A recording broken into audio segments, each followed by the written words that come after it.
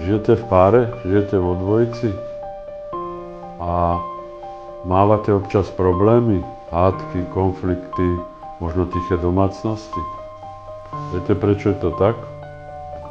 Na príčine je jeden z najväčších paradoxov našej spoločnosti a to je ten, že keď si zoberiete napríklad, chcete sa stať lekárom, musíte chodiť do školy, robiť pitvy, skúšky.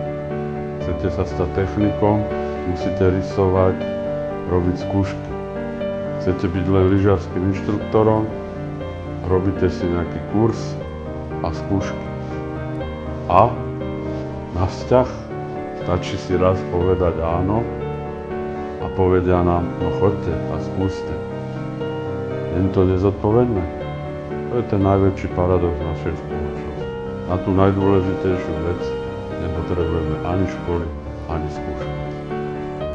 Ale dá sa. Dá sa aj o vzťahoch niečo naštudovať, dozvedieť sa, čo potrebujete, aby ste získali nejaký prehľad a nehrali na slepo.